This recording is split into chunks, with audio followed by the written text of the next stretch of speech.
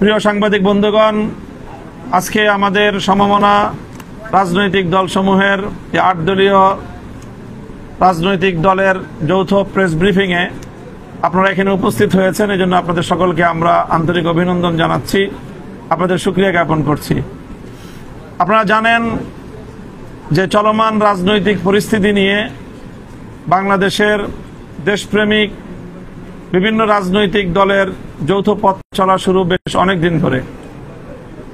বিশেষ করে এই ৮টি রাজনৈতিক দল তারা অভিন্ন কর্মসূচি নিয়ে বেশ অনেক দিন ধরে রাজপথে যুগপৎ আন্দোলনে রয়েছে। আজ সেই যুগপৎ কর্মসূচি এবং যুগপৎ আন্দোলনের একটি গুরুত্বপূর্ণ পর্যায়ে আমরা এখানে এসে উপনীত হয়েছি। এখন বাংলাদেশ আগামী ত্রয়োদশ জাতীয় সংসদ নির্বাচনের একেবারে দ্বার প্রান্তে উপনীত। এই সময়ে জুলাই বিপ্লবকে কেন্দ্র করে বাংলাদেশের মানুষ যে নতুন স্বপ্ন দেখেছিল, সেই নতুন স্বপ্ন পূরণের, নতুন বন্দোবস্ত বাস্তবায়নের যে কমিটমেন্ট রাজনীতিবিদদের, রাজনৈতিক দলসমূহের এবং বিশেষ করে বর্তমান যে অন্তর্বর্তীকালীন সরকার ক্ষমতাসীন তাদের যে কমিটমেন্ট ছিল, সেই কমিটমেন্ট বাস্তবায়নের একটা চূড়ান্ত মুহূর্ত। আমরা সমমনা রাজনৈতিক দল বিগত অনেক দিন ধরে 5 দফা দাবি নিয়ে আমরা যুগপৎ কর্মসূচিতে রয়েছি। আজকের এই প্রেক্ষিতে 8টি দলের শীর্ষ বৈঠক অনুষ্ঠিত হয়েছে। সেই শীর্ষ বৈঠক থেকে আমরা আমাদের সেই পূর্ব ঘোষিত যে 5 দফা, সেই 5 দফার কিছু বিষয়কে আমরা আরো গুরুত্বের সাথে আপনাদের মাধ্যমে জাতির সামনে উপস্থাপন করতে চাচ্ছি। আমরা আমাদের সেই 5 দফায় অনড় রয়েছি। আমাদের আন্দোলন, আমাদের সংগ্রাম অব্যাহত থাকবে। বিশেষ করে সর্বশেষ এখন জাতির যে সবচেয়ে গুরুত্ব, আপনাদের মাধ্যমে সমমনা দেশপ্রেমিক 8টি রাজনৈতিক দল থেকে আমরা স্পষ্ট ঘোষণা করছি, জুলাই সনদ বাস্তবায়নে গণভোট আয়োজন করতে হবে। আর সংশোধিত যে আরপিও, সেই সংশোধিত আরপিও হুবহু বহাল রাখতে হবে। তার মধ্যে কোনো ধরনের বিয়োজন, পরিমার্জন অথবা কোনো ধরনের নতুন করে কোনো পরিবর্তন, সেটা আমরা মানব না। এই বিষয়গুলো এখন আমাদের প্রধান, আমাদের গুরুত্বপূর্ণ বিষয়। অগ্রাধিকার ভিত্তিতে আমরা এই 3টি বিষয়কে জাতির সামনে উপস্থাপন করছি এবং এই বিষয়গুলো বাস্তবায়নের ক্ষেত্রে আমরা ধাপে ধাপে আমাদের পদক্ষেপ, আমরা প্রত্যেক দল নিজ নিজ দলীয়ভাবে এবং যুগপৎভাবে আমরা এই দাবিগুলো আদায়ের জন্য আমরা কর্মসূচি ঘোষণা করব, কর্মসূচি বাস্তবায়ন করব। প্রাথমিক কর্মসূচি হিসাবে আগামী 6 নভেম্বর বৃহস্পতিবার দিন সকাল 11টায় আমরা প্রধান উপদেষ্টা বরাবর স্মারক প্রদানের লক্ষ্যে গণমিছিল করব। আমরা বৃহস্পতিবার প্রধান উপদেষ্টা বরাবর গণমিছিল নিয়ে আমরা স্মারক প্রদান করব, স্মারকলিপি প্রদান করব এবং আমরা আশা করি যে একটি আলোচনার ভিত্তিতে সকল রাজনৈতিক দল এই যেই বিতর্কের যে বিষয়গুলো, মতপার্থক্যের জায়গাগুলো আমরা সকল রাজনৈতিক দল আলোচনার ভিত্তিতে সমাধান করব এবং জুলাই সনদের আইনি ভিত্তি কার্যকর হয়ে সেই ভিত্তিতে আগামী ত্রয়োদশ জাতীয় সংসদ নির্বাচন যথাসময়ে অনুষ্ঠিত হবে, এটাই আমাদের প্রত্যাশা। ধন্যবাদ। আমাদের গণমিছিলের সময় হলো বৃহস্পতিবার 6 নভেম্বর সকাল 11টা, রাজধানীর পল্টন মোড়। বিভিন্ন রাজনৈতিক দল ভিন্ন ভিন্ন গণমিছিল করে পল্টনে এসে আমরা একীভূত হব।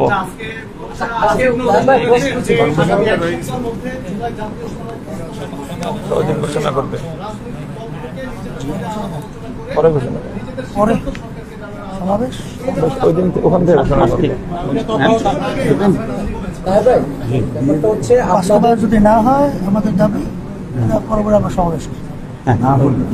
আচ্ছা, আমাদের সেটা হচ্ছে আপনাদের রাজনৈতিক দলগুলোর মধ্যে যে বিভেদ, বিশেষ করে কৃষিবাদ বিরোধী দলগুলোর মধ্যে, এটা সারা জাতি উদ্বেগ। এবং আজকে এই বিষয়টা নিয়ে আপনাদের রাজনৈতিক দলগুলোর এই বিভেদের কারণে প্রধান উপদেষ্টা যে ব্রিফিং ছিল বা উপদেষ্টাদের, সেখানে এটা উদ্বেগ প্রকাশ করেছে এবং তিনি বলেছেন যে হচ্ছে আইন উপদেষ্টা সংবাদ সম্মেলনের মাধ্যমে বলেছে রাজনৈতিক দলগুলো নিয়ে আগামী 1 সপ্তাহের মধ্যে বসে এই বিষয়ে তারা সিদ্ধান্ত নেবে, তাদের সিদ্ধান্তের প্রেক্ষিতে হচ্ছে পরের সরকার সিদ্ধান্ত নেবে। এই বিষয়ে আসলে আপনাকে না গণভোট হবে কি হবে না বা কখন হবে, এটা আগে আরেকটা ঘোষণা আছে। তারপরে যে আমরা আপনাদের জ্ঞাতার্থে বলছি যে আমরা আন্তরিক, রাজনৈতিক দলগুলো আলোচনার মাধ্যমে তারা একটা একমতের জায়গায় পৌঁছবে, আমরা সেই স্পেস রাখতে চাই এবং সেই স্পেস নিয়ে আমরা আন্তরিকতার সাথে অগ্রসর হয়ে যাচ্ছি। আমাদের পরবর্তী আগামী 11ই নভেম্বর মঙ্গলবার দিন সমাবেশের কর্মসূচি আছে। যদি এর মধ্যে আমাদের এই দাবিগুলোর বিষয়ে যদি সন্তোষজনক কোনো অবস্থান গ্রহণ করা না হয়, অগ্রগতি না হয়, তাহলে সেই ক্ষেত্রে আমরা 11ই নভেম্বর রাজধানীতে সমাবেশ করবো ইনশাল্লাহ। আচ্ছা, আপনি তিনটি বিষয় বলেছেন, এক হলো জুলাই সনদের আদেশ জারি, দুই হলো পৃথকভাবে গণভোট, আর তৃতীয় হলো আরপিও যা সংশোধন হয়েছে এটি পুরো একেবারে বহাল রাখতে হবে। আপনাদের দাবি তো 5টা, আপনারা কি বাকি দুটো দাবি থেকে নমনীয় অবস্থানে আসবেন? না না, আমরা আমাদের সকল দাবিগুলি বহাল আছে। আমাদের এই দাবিগুলো আমাদের ওই 5 দফার মধ্যে অন্তর্ভুক্ত। সেখানে লেভেল প্লেইং ফিল্ড তৈরি করার জন্য আমরা মনে করি আরপিও সংশোধন, যে সংশোধিত আরপিও বহাল রাখা, এটা লেভেল প্লেইং ফিল্ডের জন্য অতীব জরুরি। জুলাই সনদ কার্যকর করার জন্য আদেশ জারি, অনতিবিলম্বে আদেশ জারি করা এবং জুলাই সনদ বাস্তবায়নের ক্ষেত্রে আমাদের এই গণভোট, পৃথকভাবে গণভোট অপরিহার্য। আমাদের যে পিআর বিষয়ে যে আলোচনা ছিল, সেই জায়গায় আমরা পরিষ্কার যে যদি জুলাই সনদ যথাযথভাবে বাস্তবায়িত হয় তাহলে উচ্চকক্ষে পিআর পদ্ধতি এমনিতেই কার্যকর হচ্ছে। কাজে আমরা মনে করি যে আমাদের 5টি দফাই মূলত এই আমাদের 3 দাবির মধ্যে এটা অন্তর্ভুক্ত রয়েছে।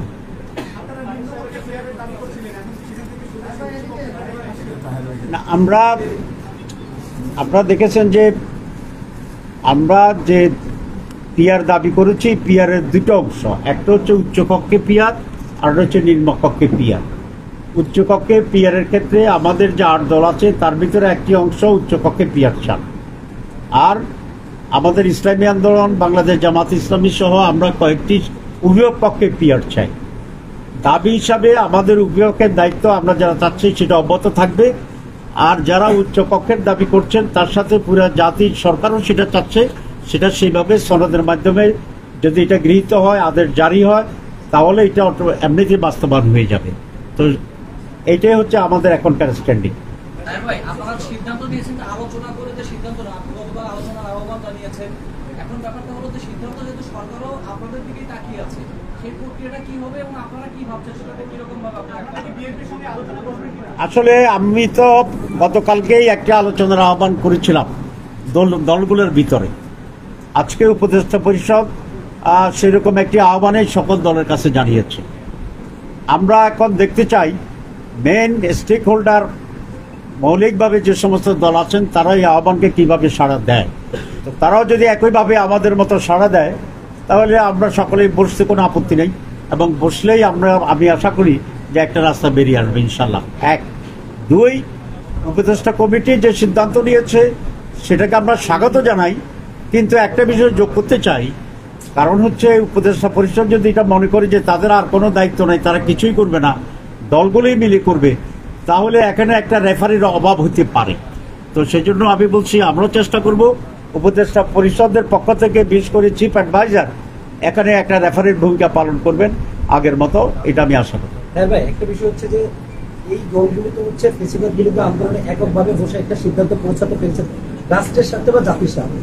এখন এমন কি হলো এই দলগুলোর মধ্যে যে বসে একটা আলোচনার মাধ্যমে আপনাদের সিদ্ধান্ত নিতে পারছেন না? এর আসলে মূল কারণটা জাতি জানতে চাচ্ছে, কোথায় আপনাদের? না, এখানে তো আমরা সব একমত হয়েছি। একটি দল হঠাৎ করে তারা যে ঐক্যমতে আমরা পৌঁছেছিলাম সেখান থেকে সরে আসছে, এবং তাদের দলের ভিতরেও ভিন্ন ভিন্ন বক্তব্য আছে। কোনটা ওনাদের দলীয় বক্তব্য এটা কিন্তু আমরা কনফিউজ, কারণ ওনাদের কেউ বলছে যে সনদ আমাদের, সংস্কার আমাদের দরকারই নেই, কেউ আবার বলেছেন যে আমরা তো সনদ চাই কিন্তু আমাদের নোট অফ ডিসেন্ট থাকতে হবে। কেউ আবার বলেছেন যে ঠিক আছে এগুলোর আইনি ভিত্তি দেওয়ার জন্য পরে আমরা একসাথে গণভোট করে আমরা চেষ্টা করব। তো এখানেই মূল বিষয়টা এখানে আটকে আছে। তারা যদি এটা স্পষ্ট করেন যে এটা আমাদের দলীয় বক্তব্য এবং তারা বলেন যে তারাও আলোচনায় এসে একসাথে টেবিলে এটা সলিউশনের একটা উদ্যোগ নেবে, আমি মনে করি জটিলতাটা কমে যাবে এবং সেটাকে আমরা ওয়েলকাম করি। গণভোট প্রশ্নে আপনাদের যে স্ট্যান্ড আছে নির্বাচনের আগেই হতে হবে, এছাড়া আপনার এখান থেকে সভাপতি বিএনপি সভাপতিরা তাদের জায়গা থেকে আমরা কোথায় সরবো? কারণ হচ্ছে জুলাই সনদ যদি বাস্তবায়ন না হয় তাহলে গণভোট পরে হয়েও তো কোনো লাভ নাই, আগে হয়েও কোনো লাভ নাই।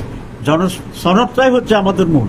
তো সনদের জন্য গণভোট অপরিহার্য এবং এটা আলাদা হইলেই জনমতকে এখানে যাচাই করা যাবে। যদি একসাথে করার যে ষড়যন্ত্রটা বা একটা কূটকৌশল, সেটা হলে আপনারা দেখবেন যে ওই দিন হানা ভোটের ব্যাপারে কোনো কারো মনোযোগ থাকবে না। কারোর মনোযোগ থাকবে দানের শীষ, কারো মনোযোগ থাকবে হাত পাকা, কারো মনোযোগ থাকবে তার নিজস্ব দল। কারণ সেদিন একটা ভোটও তার জন্য গুরুত্বপূর্ণ। তো দেখা যাবে আমরা মার্কা নিয়ে আসি, আমাদের দল নিয়ে আসি, গণভোট সেখানে কোনো গুরুত্ব পাবে না। তখন তারা বলবে যে মানুষ তো এটা চায় নাই, সুতরাং গণভোটার হইতে পারবে না। এরকম একটা কূটকৌশল আমরা আশঙ্কা করি। ইতিমধ্যে আমরা দেখেছি যে না গণভোট বিষয়ে না ভোটের একটা ক্যাম্পেইন শুরু হয়ে গেছে, যেটা আসলে জুলাই সনদ পরবর্তী বাংলাদেশে এটা আমরা কোনোভাবেই এই ধরনের অনাকাঙ্ক্ষিত পরিস্থিতি দেখতে চাই না আমরা। আচ্ছা, একটা সম্পূর্ণ প্রশ্ন। Thank you. পৃথকভাবে গণভোট চান, আপনারা কি নভেম্বর থেকে ঘুরে এসেছেন? না, আমরা আমরা কখনো নভেম্বরের কথা বলি নাই, একেবারে আমরা স্বাভাবিকভাবে বলি যে নভেম্বরের মধ্যেই হওয়াটা যুক্তিসম্মত এবং এটা সুইটেবল সময়।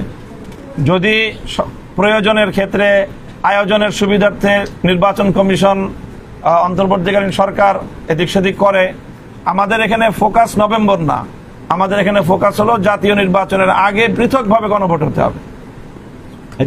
Thank you very much. একটা শুভেচ্ছা বক্তব্য দিতে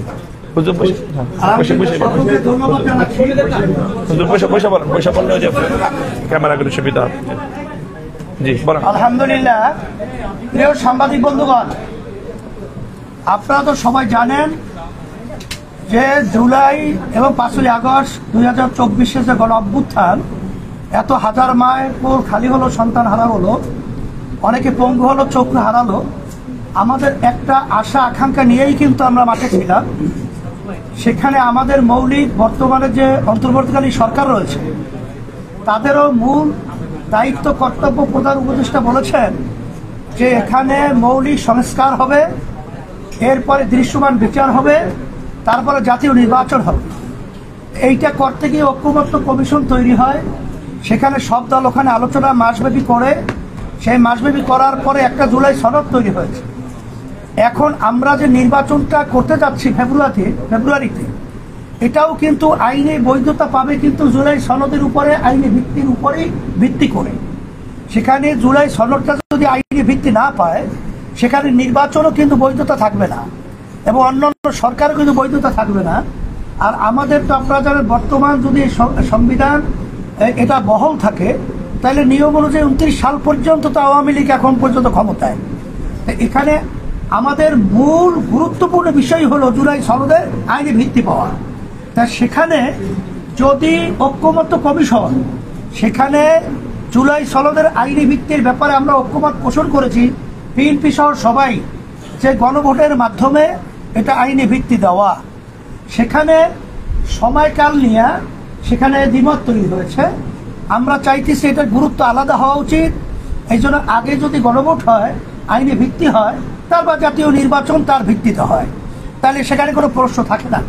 সেখানে বিএনপি যে বলছে একই দিনে গণভোট এবং সেখানে জাতীয় নির্বাচন, তাহের ভাই বলেছেন, মামুন ভাই বলেছেন যে আসলে সেখানে ওইটার গুরুত্ব থাকে না।